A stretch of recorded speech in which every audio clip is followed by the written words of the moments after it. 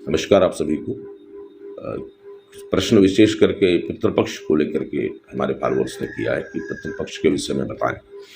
जैसा कि सभी को पता है, पितृपक्ष आज आज से ही प्रारंभ इसको समझिए आप पितृपक्ष को। और पितृ हैं क्या, वास्तव में पितृ किन्हें कहते हैं और पितृपक्ष क्यों होता है, पितृपक्ष आते क्यों। 15 दिन का पक्ष जो आता है हमारे शास्त्रों में केवल और केवल इस पक्ष में पितरों के पूजन की, पितरों की आराधना साधना की अनुमति प्रदान की गई है।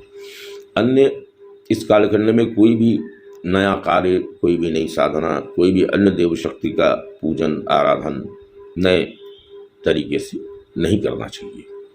देखिए, पितरों के विषय में ऐसा है कि पितृ जो हैं वो उनकी स्थितियां हैं, वो स्थिति ऐसी है कि देखिए जो पितृ होते हैं, अब अगर आप देखें तो जो शिव हैं, राम हैं, कृष्ण हैं, बुद्ध हैं, चाहे जो भी हैं, ये सब कहीं ना कहीं पितृ ही हैं, किसी न किसी के पितृ हैं ये। और पितरों का इतना महत्व है कि आप समझिए कि पितृ के असंतुष्ट होने से, चाहे व्यक्ति अपने जीवन में कितनी भी अच्छी किस्मत लेके पैदा हुआ हो, चाहे कितना भी उच्च कोटि का उसका योग हो, चाहे कितना ही पराक्रम करे, उसका सारा का सारा पराक्रम, उसकी तकदीर, सब कुछ बर्बाद हो जाता है। पितृ के असंतुष्ट होने से पूरा जीवन नरक हो जाता है। वर्तमान समय में अधिकतम लोगों को पितृदोष होता है, अधिकतम लोगों के पितृ असंतुष्ट हैं। तो जो पितृ हैं और कुल देवता, ये दो एक ऐसी कड़ी है जीवन की जिसका सही होना, संतुष्ट होना बहुत आवश्यक है।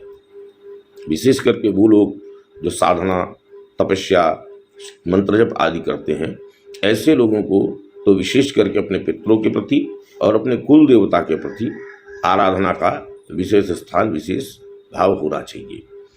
अब सवाल उठता है कि ये जितने भी पितर हैं, एक तो वो पितर हैं जो देव योनि को प्राप्त कर चुके हैं, तो उनके आराधना का, उनकी वंदना का समय है, और एक वो पितर हैं जो प्रेत योनि में पड़े हुए हैं, उनकी मुक्ति का यह समय है। तो यदि आप अपने पितरों के लिए इस कालखंड में आराधना साधना, प्रयोग, मंत्र जप आदि करते हैं, तो तय मानिए इस पीरियड में आपके द्वारा किया हुआ जो भी तप है, जप है, वो सबका सब पुण्य पितरों को प्राप्त होता है।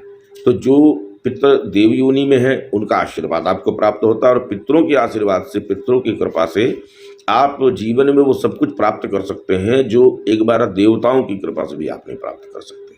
पितृदेव को आप ईश्वर से कम मत समझिए, पितृदेव का स्थान कहीं कम नहीं है। ये बात और है कि हम पितृदेवताओं के अलावा अन्य देवताओं पर ज़्यादा ध्यान देते हैं। वास्तव में वो देवता जो आपके पितृ से, आपके कुल से हैं, वो जितना कल्याण आपका करते हैं, संभवतः इतना अन्य देव शक्तियों से अपेक्षा नहीं की जा सकती।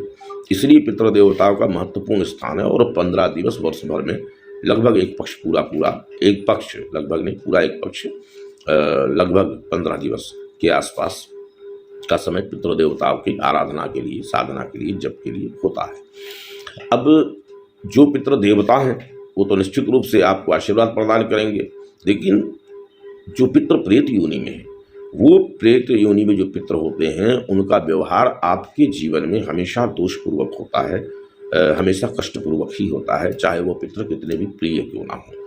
तो ऐसे पितरों की मुक्ति के लिए भी ये समय है कि उनको ऊर्जा प्रदान की जाए, और जब तक उन्हें ऊर्जा नहीं प्रदान की जाएगी तब तक उनकी मुक्ति नहीं संभव है। और ये ड्यूटी आपकी बनती है। क्यों? क्योंकि आपने उस कुल में जन्म लिया है। एक दृष्टि से देखा जाए तो आप भी किसी न किसी की पितर हैं। और यह भी देखा जाता है, जो लोग विशेष करके पूर्व जन्म का अध्ययन करते हैं उन्होंने भी देखा है कि एक व्यक्ति अपने ही कुल में कई बार जन्म लेता है, एक व्यक्ति अपने ही परिवार में कई बार जन्म लेता है। वही कभी बाप होता है, वही कभी बेटा होता है, वही कभी पति होता है, वही कभी पुत्र होता है। तो इस अवस्था में इस रहस्य को बहुत विस्तार से समझना पड़ेगा। इसके विषय में बहुत सारे ग्रंथों में, बहुत सारे शास्त्रों में बताया गया है। अब कुल मिलाकर जो पितृदिवस आए हैं, इन पितृदिवसों में हमेशा क्या करें, एक आम आदमी, आम इंसान, बिल्कुल जिसको किसी प्रकार की कोई विशेष जानकारी नहीं है, उसके लिए एक हम बहुत ही सरल सा प्रयोग हम प्रदान कर रहे हैं। ये हमारे फॉलोअर्स और जो भी व्यक्ति इसको करेगा, तय मानिए उसके पितृ संतुष्ट होंगे और उनको पितृदेवताओं की कृपा उसको मिलेगी मिलेगी। बहुत ही सरल, बहुत ही सुगम प्रयोग है जो आपको करना है। करना कुछ नहीं है आपको, आप पितृदिवस के इन दिनों में, आज से लेकर के जितने दिन तक पितृ का समय चल रहा है, बहुत से ऐसे लोग हैं जो जानते नहीं हैं अपने पितरों को और उनकी जानकारी नहीं है, तो उन लोगों को ऐसा करना है कि आप स्नान के समय आप यदि हो सके तो किसी नदी, सरोवर, तालाब में स्नान करें इन दिनों में। और यदि नहीं संभव है तो आप यदि अपने वॉशरूम में भी यदि स्नान कर रहे हैं तो आप जो जिस जल से भी स्नान कर रहे हैं, सर्वप्रथम उस जल को लेकर के आप केवल 5 अंजुलि जल, और उस जल में काले तिल पड़े हों, थोड़े से काले तिल डाल लीजिए और 5 अंजुलि जल हो।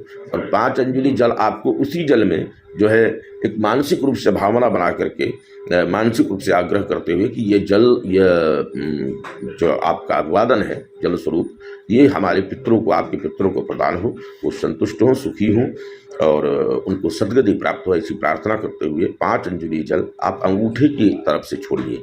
हाथ में जल लेना है दाहिने हाथ में, और अंगूठी की तरफ से उस जल को उसी जल में छोड़ दें। यदि नदी, सरोवर में आप स्नान करें तो उसी जल में छोड़ दें, और यदि आप बाल्टी में अपने स्नानागार में स्नान कर रहे हैं तो वहाँ पर छोड़ दें।